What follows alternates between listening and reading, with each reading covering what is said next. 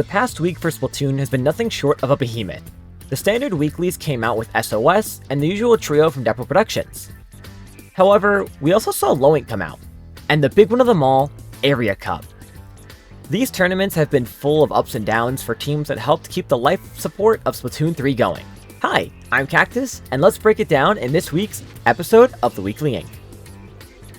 Last week started strong with the usual Wednesday doubleheader, starting with Paddling Pool 289, the last before the Golden 290. If one thing can be said about the finals for this tournament, it would be a nail-biter. The winners' finals saw Stillmatic versus Mango Heckmech, who beat out the top seed called The Top. The winners' finals went to Game 5, with Stillmatic clutching out the win. However, The Top was not happy about being knocked down to losers, and they swept through Myopsitis and Symphony to 3-1 Mango Heckmech in losers' finals. The Top had a lot of drive against Stillmatic, 3-1ing them to secure a bracket reset, though Stillmatic still had a big fight in them too, being able to win it all after 3-2ing The Top in a close bracket reset. Later in the evening, IPL came out to show off the 165th edition of Swimmer Sing, coming out with 60 teams all trying to reach the top. Through it all, Liam Mocha Moker, a pickup consisting of Harshi, Mocha, Liam, Jeff, and Lucas, was able to sweep out the Great White Brackets, only dropping a game in semis to secure the win. Depot Productions weren't finished with their events, as they dished out Tryon Cup 89 to give some nice Splat Zones action for the masses. Sniffers were able to claw their way to the winners' finals after 3-2ing high in the quarterfinals and then beating out the top seed of last number in the semis. However, Moi was not about to let Sniffers run away with the win, as Moi was able to send them to the losers bracket in a close 3-2, and then go on to win the grands against Sniffer 3-1, stopping Sniffer's run. Under Pressure was also coming out strong on Friday with another run for low-level teams in From the Ink Up. This week around saw a stacked roster of 54 total teams, and while From the 8th Planet put up a good fight, as they fought to the Golden Bracket Grand Finals, it wasn't enough as Coral Convergence came in stronger to wash From the 8th Planet out and take the gold for themselves.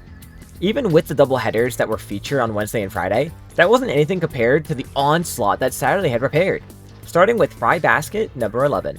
As always, this tournament was stacked, with the team anticipating to win it all being Detroit, consisting of Gray, Zaraz, Goss, and Yu. Detroit was able to mow through the competition, remaining undefeated in the bracket up until Grand Finals, only dropping one game to the pickup consisting of Lexi, Clef, Lucina, and Opstapa. They came out on top 3-1 to claim the win for Detroit. Next up was a LAN that took place in San Jose called Booyah Bay, having 15 teams for their first run.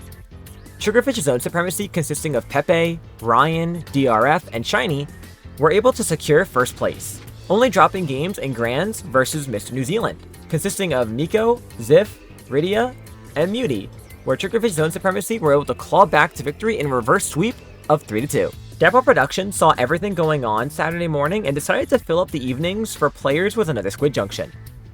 NFT Robbers Deluxe, consisting of Addict, Arumaru, Penguin, Kurobana Kurun, and Kawaii were the real superstars of the night, as they went undefeated up until Grand Finals, where they had to fight Rose Toy Curse in very close games. However, NFT Robbers Deluxe were able to pull through, securing a win with a final score of 3-2 in Grands. But how could we forget IPL's big monthly event spanning over the weekend? Of course, we didn't forget about Low Ink. Who could? Once again, many low-level teams came out to show their spark and to get a coveted chance of being banned from low-level, showing their skills in turn. Goober Dash was the team that wanted it most of all, sweeping through the alpha bracket as they stopped at nothing to claim the top spot.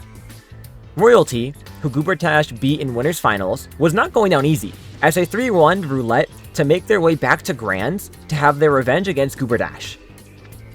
Both teams fought hard to claim the ban certificate, and Goober Dash was the one to come out alive, taking the tournament in a close 3-2 set.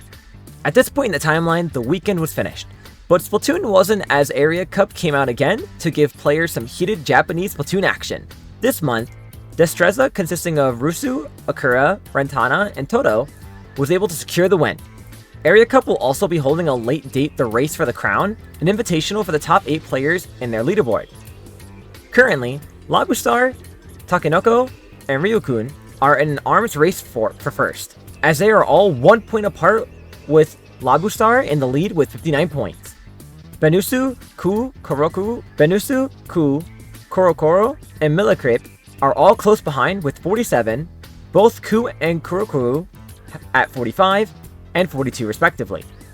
Lastly, Momo is in 8th place currently with 39 points.